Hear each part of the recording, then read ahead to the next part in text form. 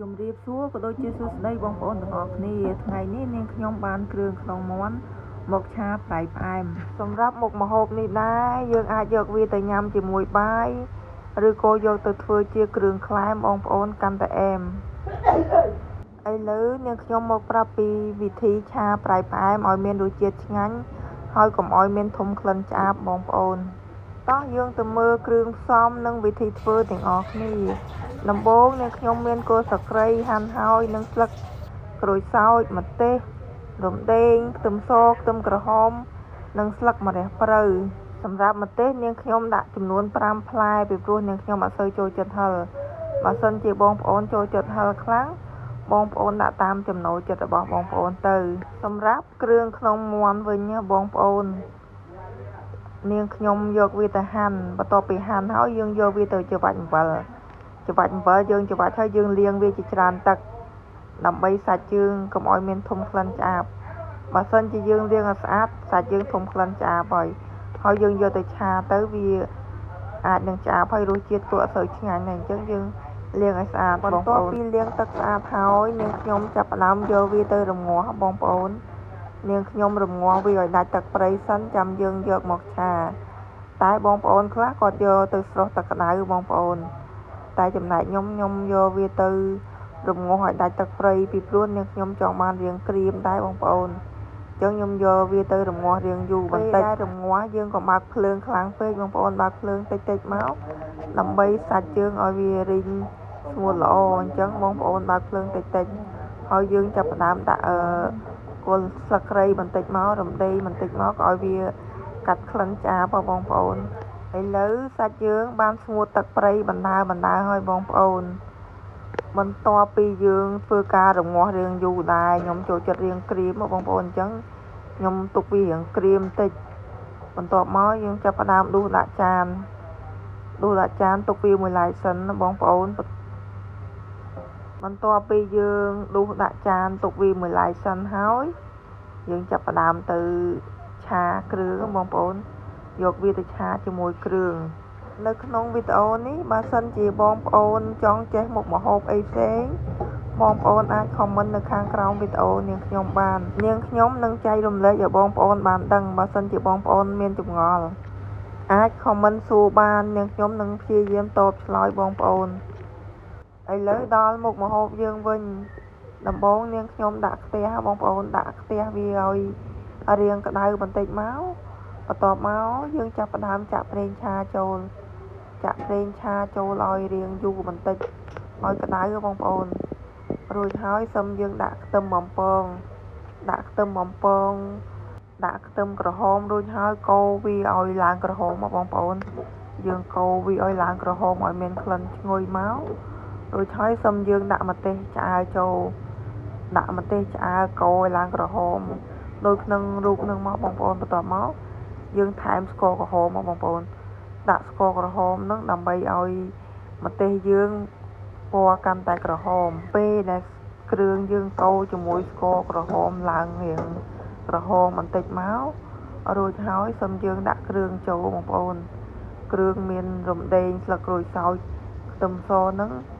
យើងកូរវាឲ្យចូលជាតិគ្នាបន្តិចមកបងប្អូនកូរវាឲ្យចូលជាតិគ្នាបន្តិចមកដើម្បីឲ្យគ្រឿងយើង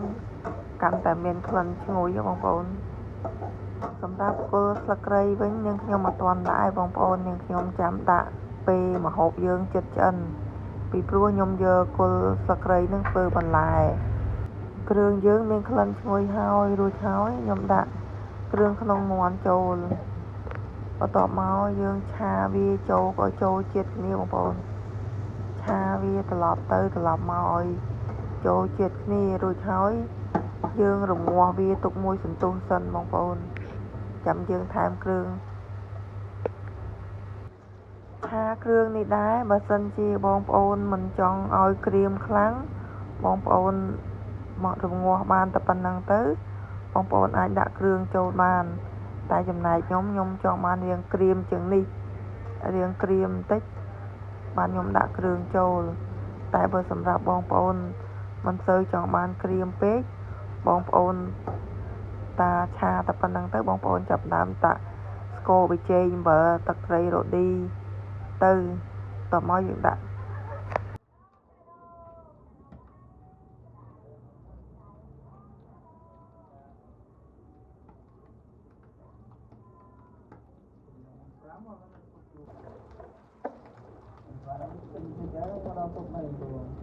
គ្រឿងក្នុងមាន់ខ្ញុំរៀងក្រៀមបន្តិចហើយបន្ទាប់មកខ្ញុំដាក់គ្រឿងចូលបងប្អូនមានស្ករប៊ីចេងម្សៅរ៉ូឌីទឹកប្រេងខ្យងទឹកត្រីបន្តិចមកតមកយើងឆាត្រឡប់ឲ្យវាគ្រឿងចូលជាតិជាមួយសាច់ទៅបងប្អូនដាក់គ្រឿងចូលរួចហើយនាងខ្ញុំរំលីងវាឲ្យគ្រឿងនិងសាច់ចូលជាតិគ្នាបងប្អូនរំលីងវា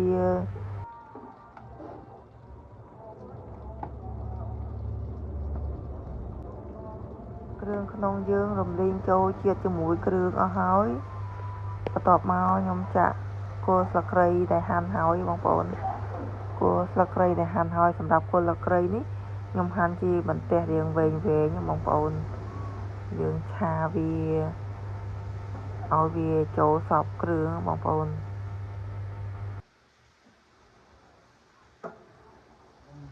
ពេលមកជាមួយពុនវាទៅអាទៅពុននេះបានមានស្អាតទៅនៅទូបាត់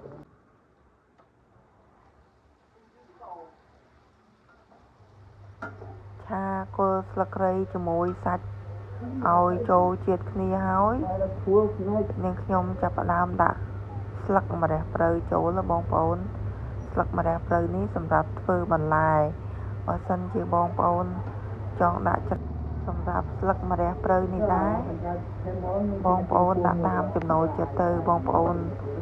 ចូលចិត្តម្រះព្រៅរាងច្រើនបងប្អូនដាក់ឲ្យច្រើនទៅពីព្រោះម្រះព្រៅពេលដែលយើងឆាចូលជាតិជាមួយគ្រឿងទៅវាមើលទៅក៏មិនសូវឃើញច្រើនដែរហើយម្រះព្រៅយើងឆាជាមួយគ្រឿងក្នុងមាន់ចេះមានរសជាតិឈ្ងុយខ្លាំងបងប្អូនឥឡូវមុខម្ហូបយើងបានឆ្អិនហើយអរគុណបងប្អូនដែលចូលទស្សនាពីដើមដល់ចប់សូមចុច Subscribe ម្នាក់មួយផងបងប្អូនឬក៏ចុចសញ្ញារូបកណ្ដឹងដើម្បីឲ្យមានកម្លាំងចិត្តធ្វើវីដេអូចែករំលែកអំពីមុខម្ហូបប្រចាំថ្ងៃចែកជូនបងប្អូនបន្តទៀតអរគុណបងប្អូន